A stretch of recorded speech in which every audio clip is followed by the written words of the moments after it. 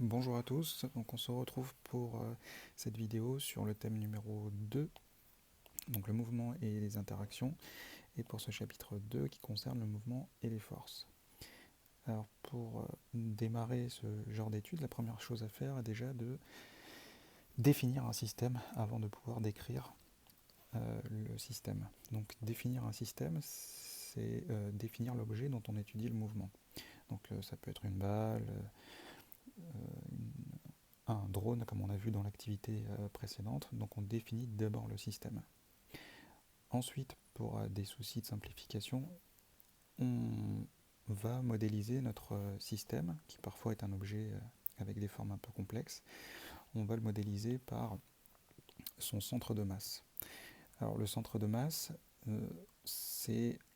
ça traduit, si vous voulez, la répartition de la masse de l'objet. Par exemple, si on prend cette balle de tennis, qui a une répartition de matière homogène, son centre de masse correspondra à son centre d'inertie, à son centre de symétrie à peu près.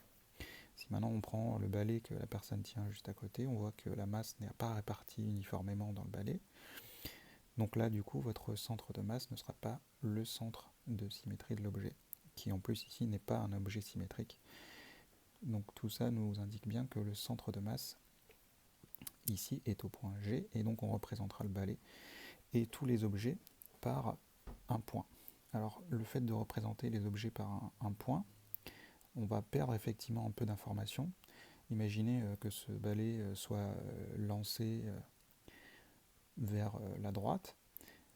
Tous les points du balai n'auront pas le même type de mouvement.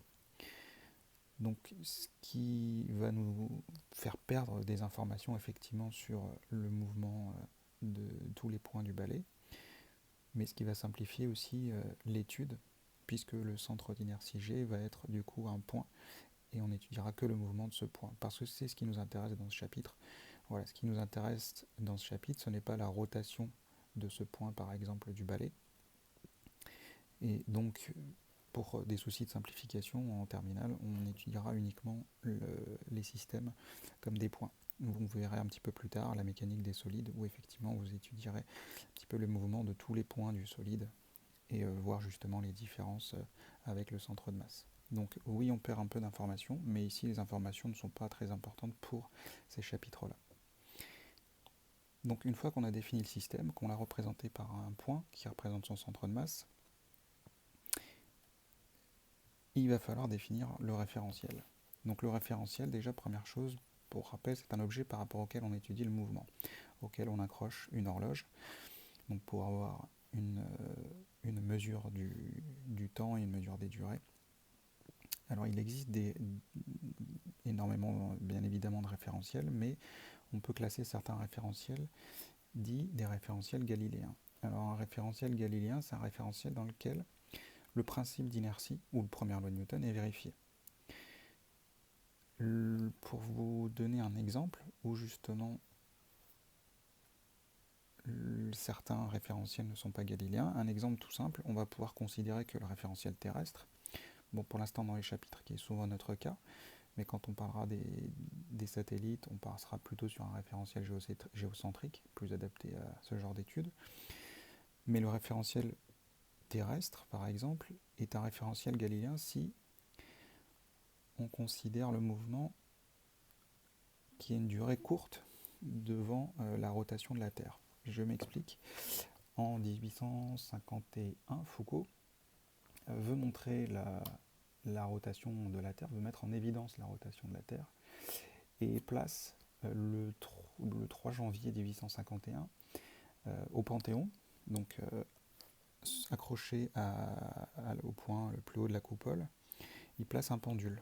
Donc un fil inextensible avec une boule au bout. Alors je vous passe les caractéristiques de longueur, de poids, ça doit faire 76 mètres, quelque chose comme ça, 28 kg pour la boule.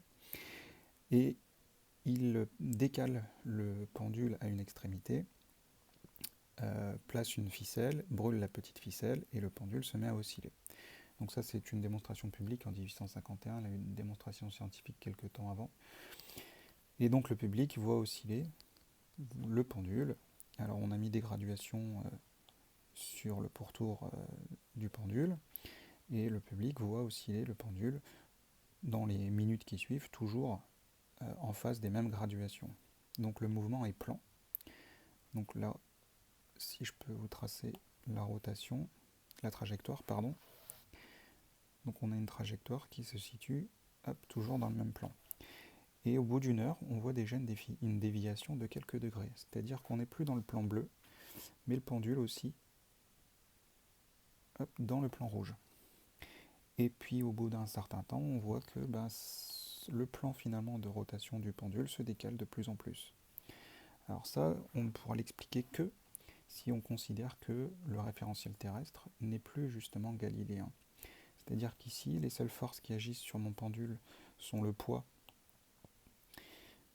du pendule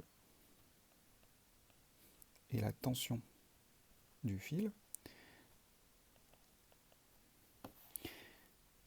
Et en expliquant cette déviation, on ne peut pas l'expliquer en considérant uniquement ces deux forces-là. Il existe forcément une autre force qui dévie le pendule de sa trajectoire. Et cette autre force est due à la rotation de la Terre. Alors du coup, le référentiel terrestre, dans ce cas-là, ne peut pas être considéré comme galiléen, c'est-à-dire qu'on ne vérifie pas le principe d'inertie. Les lois de Newton, en fait, elles sont applicables, mais elles vont avoir une forme un petit peu plus particulière, et donc on ne peut pas le considérer comme galiléen.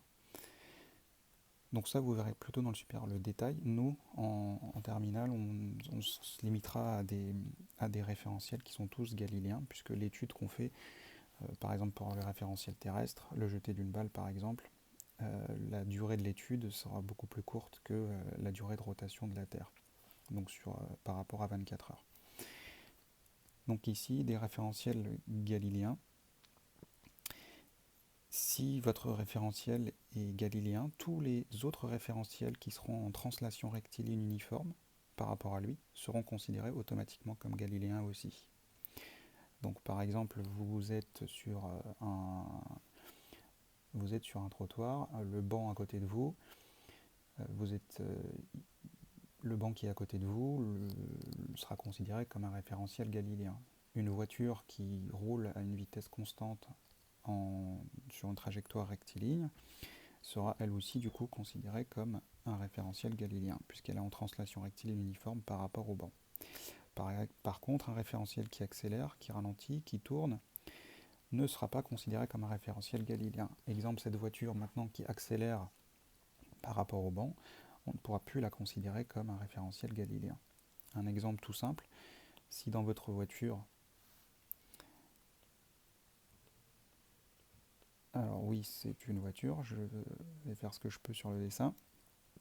Si votre voiture, à l'intérieur, vous pendez un fil, un peu comme un pendule si vous voulez, avec un objet au bout, si votre mouvement est rectiligne uniforme, votre boule par rapport au banc ou par rapport à la voiture, le principe d'inertie est vérifié.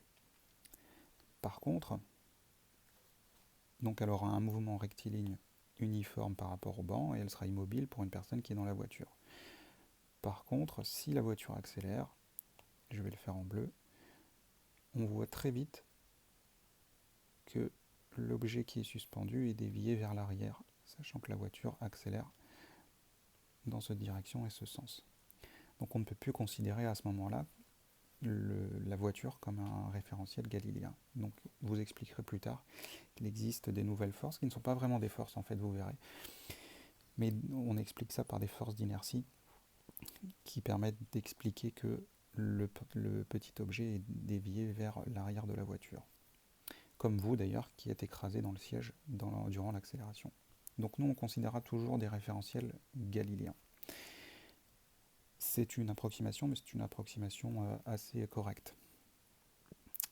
Une fois qu'on a fait tout ça, donc définir le système, le représenter comme un point qui sera son centre de masse et définir le référentiel comme un référentiel galiléen, on va pouvoir commencer à appliquer la deuxième loi de Newton. Donc la deuxième loi de Newton, c'est ce qu'on a déjà vu plusieurs fois, elle vous donne la somme vectorielle des forces, j'insiste c'est des vecteurs, la somme vectorielle des forces qui est égale à m fois l'accélération. Et je vous rappelle que l'accélération c'est la dérivée de la vitesse, du vecteur vitesse par rapport au temps. Ce qui veut dire, d'après cette relation-là, que le vecteur somme des forces sera collinéaire à l'accélération. Si vous voulez l'accélération, le vecteur accélération sera collinéaire au vecteur somme des forces. C'est-à-dire qu'ils auront même direction et, dans notre cas, nous même sens, puisqu'on multiplie par un coefficient qui est positif ici. La norme, bien évidemment, sera différente. Donc du coup, cette deuxième loi Newton, elle fait le lien entre finalement dynamique et cinématique. Donc le mouvement et les forces. Donc la deuxième loi Newton, elle vous permet de déterminer l'accélération du système quand les forces sont connues, et inversement, de déterminer la somme des forces ou certaines forces lorsque l'accélération est connue. Alors la méthode générale, et je vais vous présenter finalement une méthode dans ce cours. Donc définir le système comme on l'a dit, définir le référentiel, qui sera considéré comme galiléen pour nous, donc qui sera considéré comme galiléen.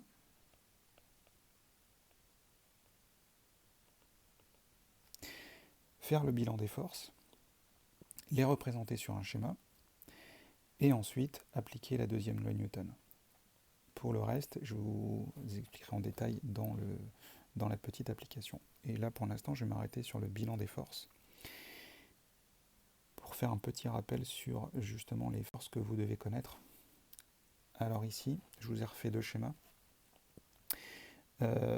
Alors sur le premier schéma, notre système est l'animal ici. Le poids et la réaction du support sont les deux forces qui s'appliquent sur notre système. Donc je représente le système par un point. Donc vous voyez que du coup ça devient plus simple et tous les vecteurs vont être appliqués à ce point-là. Donc ici la réaction du support. Donc la direction normale au support, toujours. Le sens du support vers l'objet. Donc là je suis bien du support vers le système. Et la norme, elle sera notée R et elle dépendra de vos exercices. Ensuite, le poids, P, donc vertical, et je vais rajouter vertical parce que vous pensez que vertical, souvent perpendiculaire, non, c'est vertical au lieu.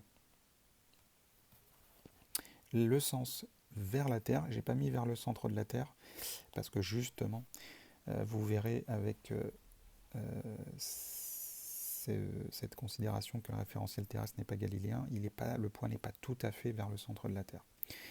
Donc vers la Terre, et la norme, là vous la connaissez, m fois g avec g intensité de la pesanteur.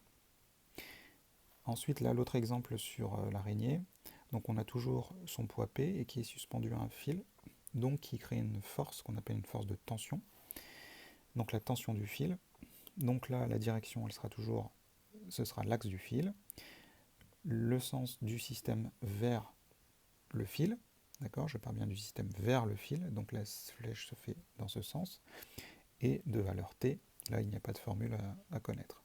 Voilà, les trois là déjà, ce sera déjà un bon point si vous commencez à les connaître vraiment par cœur, pour ne jamais les oublier. Après, on verra dans les exercices, on pourra rajouter force de frottement, et éventuellement poussée d'Archimède dans certains cas, mais je vous les rappellerai à ces moments-là.